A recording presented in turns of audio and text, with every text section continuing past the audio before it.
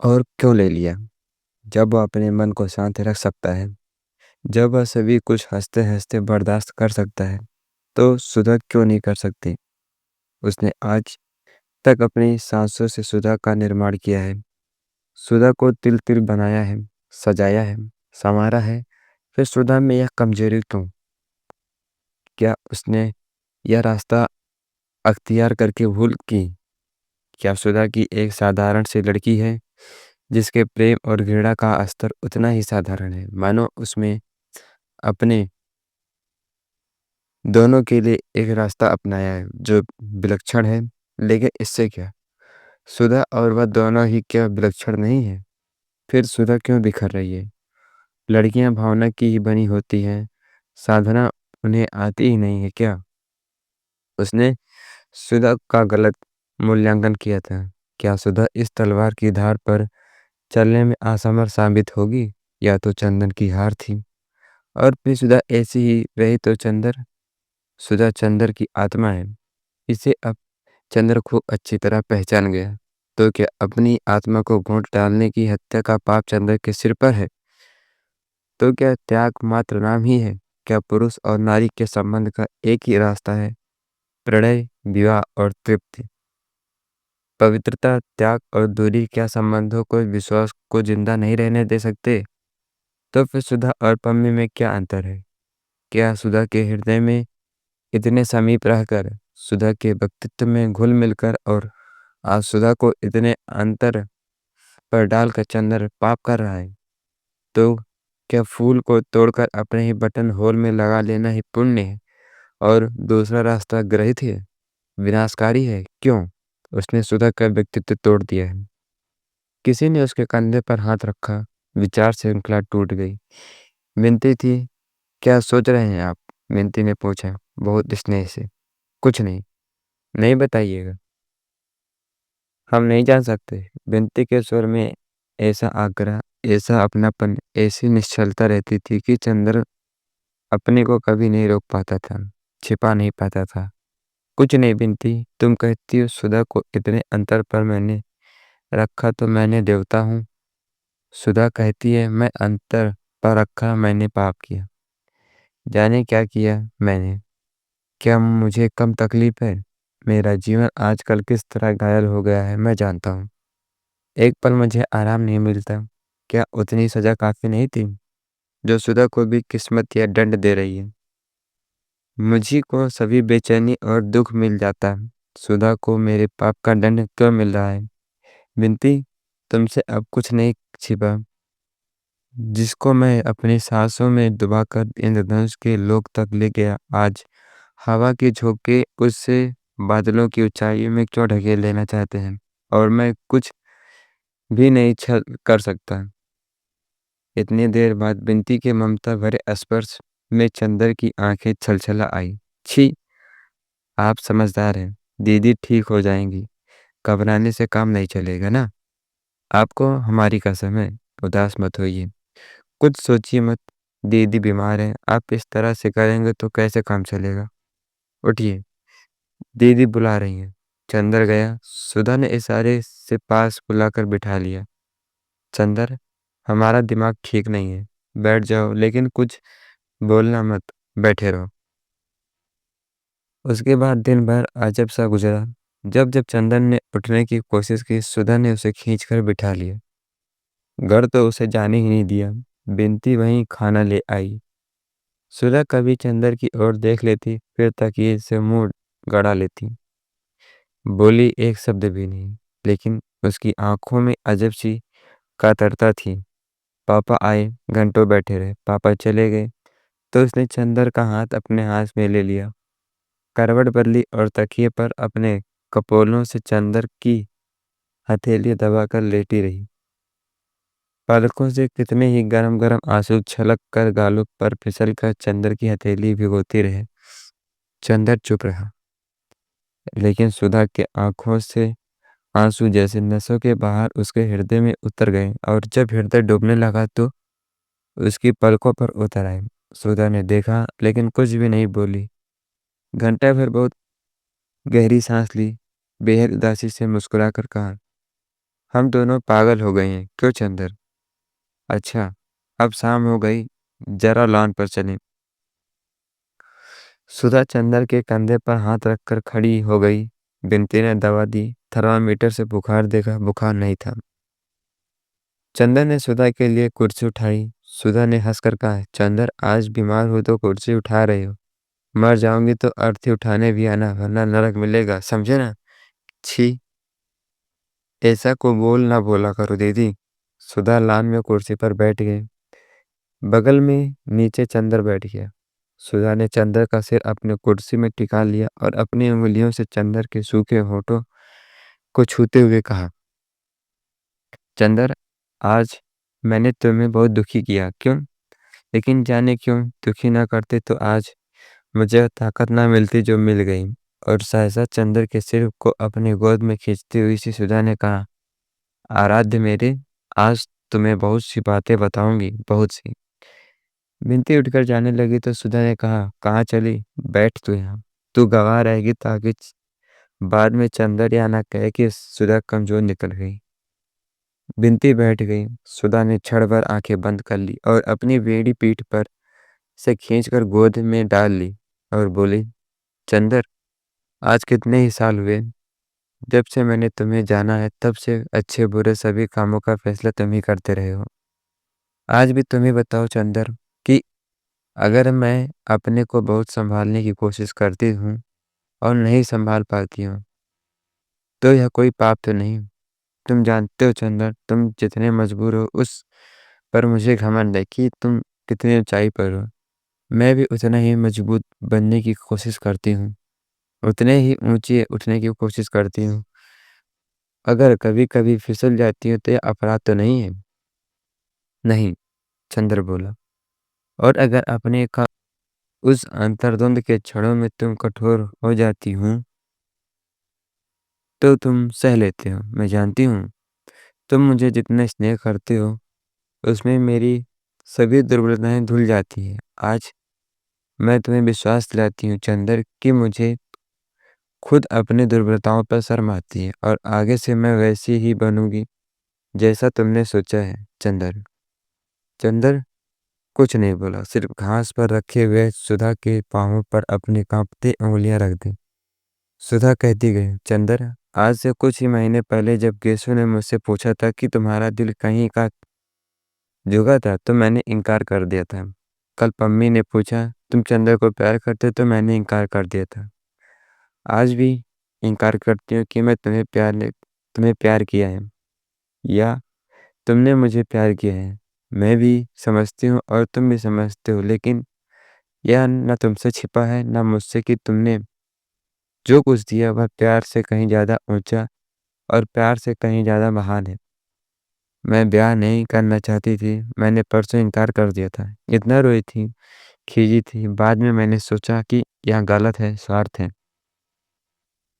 जब पापा मुझे इतना प्यार करते हैं तो मुझे उनका दिल नहीं दुखाना चाहिए। पर मन के अंदर की जो खींच थी, जो कुढ़न थी, वह कहीं तो उतरती ही, वह मैं अपने पर उतार देना चाहती थी। मन में आता था अपने को कितना कष्ट दे डालूं, इसलिए अपने गैराज में जाकर मोटर संभाल रही थी, लेकिन वहां भी असफल रही और अंत में वह खींच अपने मन पर भी न उतार कर उस पर उतार दी जिसको मैंने अपने से भी बढ़कर माना। वह खींच उतरी तुम पर। चंदन ने सुधा की ओर देखा। सुधा मुस्कुराकर बोली, ना, ऐसे मत देखो, यह मत समझो कि अपने आज के व्यवहार के लिए मैं तुमसे क्षमा मांगूंगी। मैं जानती हूँ मांगने से तुम दुखी भी होगे और डांटने भी लगोगे। खैर, आज से मैं अपना रास्ता पहचान गई। मैं जानती हूँ कि मुझे कितना संभल कर चलना है तुम्हारे सपने को पूरा करने के लिए। मुझे अपने को क्या बनाना होगा यह भी मैं समझ गई हूँ। मैं खुश रहूंगी, सबल करूंगी और सशक्त रहूंगी, और जो रास्ता तुम दिखलाओगे उधर ही चलूंगी। लेकिन एक बात बताओ चंदर, मैंने ब्याह कर लिया और वहां दुखी हो गई फिर, और उन्हें वह भावना उपासना न दे पाई, फिर तुम्हें दुख हुआ तब? चंदन ने घास का एक तिनका तोड़कर कहा, देखो सुधा, एक बात बताऊं, अगर मैं तुम्हें कुछ कह देता हूँ और उसे तुम मुझी को वापस दे देते हो तो कोई बहुत ऊँची बात नहीं है। अगर मैंने तुम्हें सचमुच ही स्नेह या पवित्रता जो कुछ भी दिया है, उसे तुम उन सभी के जीवन में ही क्यों प्रतिफलित कर सकती हो, जो तुम्हारे जीवन में आते हैं, चाहे वह पति ही क्यों ना हो। तुम्हारे मन के अक्षय स्नेह भंडार के उपयोग में इतनी कृपणता क्यों? मेरा सपना कुछ और ही है सुधा। आज तक तुम्हारी सांसों में अमृत ने ही मुझे यह सामर्थ्य दी कि मैं अपने जीवन में कुछ कर सकूं, और मैं भी यही चाहता हूं कि तुम्हें वह स्नेह दूं जो कभी घटे ही ना। जितना बांटो उतना बढ़े, और इतना मुझे विश्वास है कि तुम यदि स्नेह की एक बूंद दो तो मनुष्य क्या से क्या हो सकता है। अगर वही स्नेह रहेगा तो तुम्हारा ये पति को कभी असंतोष क्या हो सकता है। और फिर कैलाश तो इतना अच्छा लड़का है और उसका जीवन इतना ऊंचा है कि तुम सबकी जिंदगी में ऐसी लगोगी जैसे अंगूठी में हीरा। और जहां तक तुम्हारा अपना सवाल है, मैं तुमसे भीख मांगता हूँ कि अपना सब कुछ खोकर भी अगर मुझे कोई संतोष रहेगा तो यह देखकर कि मेरी सुधा अपने जीवन में कितनी ऊंची है। मैं तुमसे इस विश्वास की भीख मांगता हूँ। छी, मुझसे बड़े हो चंदर, ऐसी बात नहीं करते। लेकिन एक बात है, मैं जानती हूँ कि मैं चंद्रमा हूँ, सूर्य की किरणों से जिसमें चमक आती है। तुमने जैसे आज तक मुझे संवारा है, आगे भी तुम अपनी रोशनी अगर मेरी आत्मा में भरते गए तो मैं अपना भविष्य भी नहीं पहचान सकूंगी। समझे? समझा पगली कहीं की। थोड़ी देर चंद्र चुप बैठा रहा, फिर सुधा के पाँव के से सिर हटाकर टिकाकर बोला, परेशान कर डाला। 3 रोज से सूरत तो देखो कैसी निकल आई है, और बैसाखी को कुल 4 रोज रह गए। अब मत दिमाग बिगाड़ना, वे लोग आती होंगी। बिनती, दवा ले आ। बिनती उठकर गई तो सुधा बोली, हटो, अब हम घास पर बैठेंगे। और घास पर बैठकर वह बोली, लेकिन एक बात है, आज से ब्याह तक तुम हर अवसर पर हमारे सामने रहना है। जो कहोगे वह हम करते जाएंगे। हाँ, यह हम जानते हैं, चंदन ने कहा और कुछ दूर हटकर घास पर लेट गया और आकाश की ओर देखने लगा। शाम हो गई और दिन भर की उड़ी हुई धूल अब बहुत कुछ बैठ गई थी। आकाश के बादल ठहरे हुए थे और उन पर अरुणाई छलक रही थी। एक दुरंगी पतंग बहुत ऊंचे पर उड़ रही थी। चंद्र का मन भारी था। हालांकि जो तूफान परसों उठा था वह खत्म हो गया था, लेकिन चंद्र का मन अभी भी मरा मरा हुआ सा था। वह चुपचाप लेटा रहा। बिनती दवा और पानी ले आई। दवा पीकर सुधा बोली, क्यों चुप क्यों हो चंद्र? कोई बात नहीं। फिर बोलते क्यों नहीं? देखो बिनती, भी अभी क्या कह रहे थे और अब देखो इन्हें। सुधा बोली, हम अभी बताते हैं इन्हें। बिनती बोली और गिलास से थोड़ा सा पानी लेकर चंद्र के ऊपर फेंक दिया। चंद्र चौंक कर उठ बैठा और बिगड़ कर बोला, यह क्या बदतमीजी है? अपनी दीदी को ऐसा दुलार दिखाया करो। तो क्यों पड़े थे ऐसे?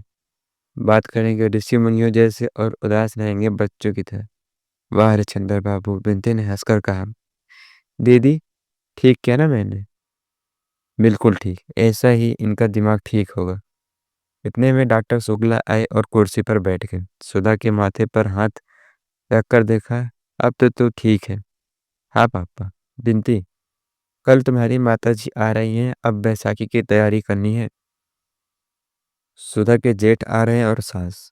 सुधा चुपचाप उठकर चली गई। चंदर, बिनती और डॉक्टर साहब बैठे उस दिन का बहुत सा कार्यक्रम बनाते रहे। चंद्र को सबसे बड़ा संतोष था कि सुधा ठीक हो गई थी। बैसाख पूर्णिमा के एक दिन पहले ही से बिनती ने घर को इतना साफ कर डाला कि घर चमक उठा था।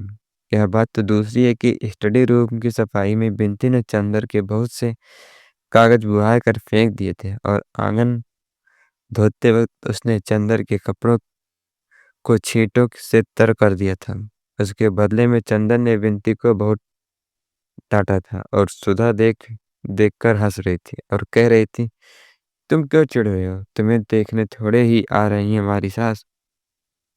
बैसाखी पूर्णिमा की सुबह डॉक्टर साहब और बुआ जी गाड़ी लेकर उनको लीवा लाने गए थे। चंदर बाहर बरामदे में बैठा अखबार पढ़ रहा था और सुधा अंदर कमरे में बैठी थी। अब 2 दिन उसे बहुत दब-दब कर रहना होगा। वह बाहर नहीं घूम सकती थी क्योंकि जाने कैसे और कब उसकी सास आ जाए और देख ले। बुआ उसे समझ गई थी और उसने एक गंभीर आज्ञाकारी लड़की की तरह मान लिया था और अपने कमरे में चुपचाप बैठी थी। बिनती कढ़ी के लिए बेसन फेंट रही थी और महाराजिन ने रसोई में दूध चढ़ा रखा था। सुधा चुपके से आई, किवाड़ की आड़ से देखा कि हाँ, पापा और बुआ की मोटर आ तो नहीं रही है। जब देखा कि कोई नहीं है तो आकर चुप्पे से खड़ी होगी और पीछे से चंदर के हाथ से अखबार ले लिया। चंदन ने पीछे देखा तो सुधा एक बच्चे की तरह मुस्कान दी और बोली, क्यों चंदन, हम ठीक है ना? ऐसे ही रहे ना? देखो, तुम्हारा कहना मानते हैं ना हम। हाँ सुधी, तभी तो हम तुमको इतना दुलार करते हैं। लेकिन चंदन, एक बार आज लेने दो, फिर उनके सामने नहीं रो सकेंगे। और सुधा का गला रुंध गया और आंख झल्ला आई। छी सुधा, चंदन ने कहा। अच्छा, नहीं नहीं, और झटके से सुधा ने आंसू पोंछ ली। इतने में गेट पर किसी कार का भोंपू सुनाई पड़ा और सुधा भागी। अरे, यह तो पम्मी की कार है, चंदर बोला। सुधा रुक गई। पम्मी ने पोर्टिको में आकर कार रोकी। हेलो मेरे जुड़वा मित्र, क्या हाल है तुम लोगों का? और हाथ मिलाकर बेकतलफी से कुर्सी खींचकर बैठ गई। इन्हें अंदर ले चलो चंदर, वरना अभी वो लोग आते होंगे, सुधा बोली। नहीं, मुझे बहुत जल्दी है, आज शाम को बाहर जा रही हूँ। बर्टी अब मसूरी चला गया, वहां से उसने मुझे भी बुलाया है। उसके हाथ में कहीं शिकार में चोट लग गई। मैं तो आज जा रही हूँ, सुधा बोली। हमें ले चलिएगा? चलिए। कपूर, तुम भी चलो, जुलाई में लौट आना, पम्मी ने कहा। जब अगले साल हम लोगों की मित्रता की वर्षगांठ होगी तो मैं चलूंगा, चंदन ने कहा। अच्छा, विदा, पम्मी बोले। चंदर और सुधा ने हाथ जोड़े तो पम्मी ने आगे बढ़कर सुधा का मुंह हथेलियों में उठाकर उसकी पलकें चूम ली और बोली, मुझे तुम्हारी पलकें बहुत अच्छी लगती है। अरे, इनमें आंसुओं का स्वाद है, अभी रोई थी क्या? सुधा छेप गई। चंदर के कंधे पर हाथ रखकर पम्मी ने कहा, कपूर, तुम खत जरूर लिखते रहना, चलते तो बड़ा अच्छा रहता। अच्छा। आप दोनों मित्रों का समय अच्छी तरह बीते और पम्मी चल दी। थोड़ी देर में डॉक्टर साहब की कार आई। सुधा ने अपने कमरे के दरवाजे बंद कर लिए। बिनती ने सिर पर पल्ला ढक लिया और चंदन दौड़कर बाहर गया। डॉक्टर साहब के हाथ डॉक्टर साहब के साथ जो सज्जन उतरे वे ठिगने से गोरे से गोल चेहरे के कुलीन सज्जन और खद्दर का कुर्ता और धोती पहने हुए थे। हाथ में एक छोटा सा सफरी बैग था। चंदन ने लेने को हाथ बढ़ाया तो हंसकर बोले, नहीं जी, क्या इतना सा बैग ले चलने में मेरा हाथ थक जाएगा? आप लोग तो खातिर करके मुझे महत्वपूर्ण बना देंगे। सब लोग स्टडी रूम में गए। वहीं डॉक्टर शुक्ला ने परिचय कराया। यह हमारे शिष्य और लड़के, प्रांत के होनहार अर्थशास्त्री चंद्र कुमार कपूर, और आप शाहजहांपुर के प्रसिद्ध कांग्रेसी कार्यकर्ता और म्युनिसिपल कमिश्नर श्री शंकर लाल मिश्र। अब तो नहा लियो शंकरी, फिर चाय ठंडाई जाई, बुआ ने आकर कहा। आज बुआ जी ने बहुत दिनों पहले की बूटीदार साड़ी पहन रखी थी और शायद वह खुश थी क्योंकि बिनती को डांट रही थी। नहीं, मैं तो वेटिंग रूम में नहा चुका, चाय में पीता नहीं, खाना भी तैयार कराइए। और घड़ी देखकर शंकर बाबू बोले, मुझे जरा स्वराज्य भवन जाना है और 2 बजे की गाड़ी से वापस चले जाना है। अब शायद इधर से ही चला जाऊंगा। उन्होंने मीठे स्वर से मुस्कुराते हुए कहा, यह तो अच्छा नहीं लगता कि आप आए भी और कुछ रुके नहीं। डॉक्टर शुक्ला बोले, हाँ, मैं खुद रुकना चाहता था लेकिन मान जी की तबीयत ठीक नहीं है। कैलाश भी कानपुर गया हुआ है, मुझे जल्दी जाना चाहिए। मिंती ने लाकर थाली रखी। चंदन ने आश्चर्य से डॉक्टर साहब की ओर देखा। वे हंसकर बोले, भाई, यह लोग हमारी तरह छूत पाक नहीं मानते। शंकर तुम्हारे संप्रदाय के हैं, यही कच्चा खाना खा लेंगे। इन्हें ब्राह्मण कहत के है, ये तो गिरस्तान है, हमरो धर्म बिगाड़ी है। यहाँ आई के बुआ जी बोली। बुआ जी ने ही यह शादी तय कराई थी, लड़का बताया था, और दूर के रिश्ते से वे कैलाश और शंकर की भाभी लगती थी। शंकर बाबू ने हाथ धोए और कुर्सी खींचकर बैठ गए। चंदर की ओर देखकर बोले, आइए। हो रहा डॉक्टर साहब, आप तो मेरे साथ खा सकते हैं। नहीं, आप खाइए। चंदन ने तकल्लुफ करते हुए कहा, अजी वाह, मैं ब्राह्मण हूँ शुद्ध। मेरे साथ खाकर आपको जल्दी मोक्ष मिल जाएगा। कहीं हाथ से तरकारी लगी रही तो आपके लिए स्वर्ग का फाटक फौरन खुल जाएगा। खाओ। दो कौर खाने के बाद शंकर बाबू ने बुआ जी से कहा, यही बहू है जो लड़की थाली रख कर गई थी? अरे राम कहो, वो तो हमार छोरी है बिनती। पहचानते हो ना है? पिछले साल तो मुन्ने के ब्याह में देखे हो वो। बुआ जी बोल। शंकर बाबू कैलाश से काफी बड़े थे, लेकिन देखने में बहुत बड़े नहीं लगते थे। खाते पीते बोले, डॉक्टर साहब, लड़की से कहिए रोटी दे जाए। मैं इसी तरह देख लूंगा और ज्यादा तड़क भड़क की कोई जरूरत नहीं है। डॉक्टर साहब ने बुआ जी को इशारा किया और वे उठकर चली गई। थोड़ी देर में सुधा आई। सादी सफेद धोती पहने, हाथ में रोटी लिए दरवाजे पर आकर हिचकी। फिर आकर चंदर से बोली, रोटी लोगो। और बिना चंदर की आवाज सुने रोटी चंदर के आगे रखकर बोली, और क्या चाहिए? मुझे कढ़ी चाहिए, शंकर बाबू ने कहा। सुधा गई और कढ़ी ले आई। शंकर बाबू के सामने रख दी। शंकर बाबू ने आंखें उठाकर सुधा की ओर देखा।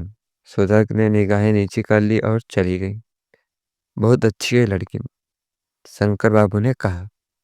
इतनी पढ़ी लिखी और में इतनी शर्म लिहाज नहीं मिलती। सचमुच जैसे आपकी एक ही लड़की थी, आपने उसे खूब बनाया है। कैलाश ने बिल्कुल योग्य लड़की है, यह तो कहिए। डॉक्टर साहब की शिष्टा प्रबल होती है, वरना हमारा कहाँ सौभाग्य था। जब से मेरी पत्नी मरी, तभी से माताजी कैलाश के विवाह की जिद कर रही है। कैलाश अंतरजातीय विवाह करना चाहता था, लेकिन हमें तो अपनी जाति में ही इतना अच्छा संबंध मिल गया। तो तुम्हारे अबहिन कौन बैस है गई? तुम्हों काहे नहीं बहुरिया ले आउतो? सुधी के अकेले मन न लगी, बुआ जी बोली। शंकर बाबू कुछ नहीं बोले। खाना खाकर उन्होंने हाथ धोए और घड़ी देखी। अब थोड़ा सो लूं या जाने दीजिए? आइए बातें करें हम और आप। उन्होंने चंदर से कहा। 1 बजे तक शंकर बाबू से बातें करता रहा और डॉक्टर साहब और सुधा वगैरह खाना खाते रहे। शंकर बाबू बहुत हंसमुख थे और बहुत बातूनी भी। चंद्र को तो कैलाश से भी ज्यादा शंकर बाबू पसंद आए। बात करने से मालूम हुआ कि शंकर बाबू की आयु अभी 30 वर्ष से अधिक की ही नहीं। एक 5 वर्ष का बच्चा, और उसी के होने में उनकी पत्नी मर गई। अब वे विवाह नहीं करेंगे। वे गांधीवादी हैं, कांग्रेस के प्रमुख स्थानीय कार्यकर्ता हैं और म्युनिसिपल कमिश्नर हैं। घर के जमींदार हैं। कैलाश बरेली में पढ़ता है। अब भी कैलाश का कोई इरादा किसी प्रकार की नौकरी या व्यापार करने का नहीं है। वह मजदूरों के लिए साप्ताहिक पत्र निकालने का इरादा कर रहा है। वह सुधा को बजाय घर पर रखने के अपने साथ रखेगा, क्योंकि वह सुधा को आगे पढ़ाना चाहता है। सुधा को राजनीति क्षेत्र में ले जाना चाहता है। बीच में एक बार बिनती आई और उसने चंदर को बुलाया। चंदर बाहर गया तो बिनती ने कहा, दीदी से पूछ रही हैं ये कितनी देर में जाएंगे? क्यों? कह रही है कि अब चंदर को याद थोड़े ही है कि सुधा भी इसी घर में है। उन्हीं से बातें कर रहे हैं। चंदर हंस दिया और कुछ नहीं कहा। बिनती बोली, ये लोग तो बहुत अच्छे हैं। मैं तो कहूँगी सुधा दीदी को इससे अच्छा परिवार मिलना मुश्किल है। हमारे ससुर की तरह नहीं है ये लोग। हाँ, फिर भी सुधी इतनी सेवा नहीं कर रही इनकी। विनती, तुम सुधा को कुछ शिक्षा दे दो इस मामले में। हाँ हाँ, हम सेवा करने की शिक्षा तो ही देंगे, और ब्याह करने के बाद की शिक्षा अपनी पम्मी से दिलवा देना। खुद तो उनसे ले ही चुके होंगे आप। चंदा छेप गया। पाजी कहीं की बहुत बेशरम हो गई है। पहले मुंह से बोल नहीं निकलता था। तुमने और दीदी ने ही तो किया बेशरम, हम क्या करें। पहले हम कितना डरते थे। बेंती ने उसी तरह गर्दन टेढ़ी करके कहा और मुस्कुरा कर भाग गई। जब डॉक्टर साहब आए तो शंकर बाबू ने कहा, अब तो मैं जा रहा हूँ। यह मामला मेरी ओर से बहू को दे दीजिए। और उन्होंने बड़ी सुंदर मोतियों की माला बैग से निकाली और बुआ जी के हाथ में दे दी। हाँ, एक बात है, शंकर बाबू बोले, ब्याह हम लोग महीने भर के अंदर ही करेंगे। आपकी सब बात हमने मानी। यह बात आपको हमारी माननी नहीं होगी। इतनी जल्दी? डॉक्टर शुक्ला चौंक उठे। यह असंभव है शंकर बाबू। मैं अकेला हूँ, आप जानते हैं। नहीं, आपको कोई कष्ट ना होगा। शंकर बाबू बहुत मीठे स्वर में बोले, हम लोग रीति रस्म के कायल हैं ही नहीं। आप जितना चाहे रीति रस्म अपने मन से कर लें। हम लोग तो सिर्फ 6-7 आदमियों के साथ आएंगे। सुबह आएंगे, अपने बंगले में एक कमरा खाली करा दीजिएगा। शाम को आगवानी और विवाह कर दें। दूसरे दिन 10 बजे हम लोग चले जाएंगे। यह नहीं होगा, डॉक्टर साहब बोले। हमारी तो अकेली लड़की है और हमारे भी तो कुछ हौसले हैं। और फिर लड़की की बुआ तो भी यह कभी नहीं स्वीकार करेंगे। देखिए, मैं आपको समझा दूं, कैलाश शादियों में तड़क भड़क के सख्त खिलाफ है। पहले तो वह इसलिए जाति में विवाह नहीं करना चाहता था, लेकिन जब मैंने उसे भरोसा दिलाया कि बहुत सादा विवाह होगा तभी वह राजी हुआ। इसीलिए इसे आप मान ही लें। फिर विवाह के बाद तो जिंदगी बड़ी है। आपकी अकेली लड़की है, जितना चाहिए करिए। रहा कम समय का तो सुबह से शीघ्रम। फिर आपको कुछ खास इंतजाम भी नहीं करना। अगर कुछ हो तो कहिए, मैं यहीं रह जाऊं। आपका काम कर दो। शंकर बाबू हंसकर बोले। कुछ देर तक बातें होती रही। अंत में शंकर बाबू ने अपने सौजन्य और मीठे स्वभाव से भी सभी को राजी कर लिया। उसके बाद उन्होंने सबसे विदा मांगी। चलते वक्त बुआ जी और डॉक्टर साहब के पैर छुए, चंदर से हाथ मिलाया और शंकर बाबू सबका मन जीत कर चले गए। बुआ ने माला हाथ में ली, उसे उलट पलट देखा और बोली, एक को आ रहे जूता खोर। एक ठो कागज थमा के चले गए और एक गहरी सांस लेके चली गई। डॉक्टर साहब ने सुधा को बुलाया। उसके हाथ में वह माला रखा, उसे चिपटा लिया। सुधा पापा की गोद में मुँह छिपाकर रो पड़ी।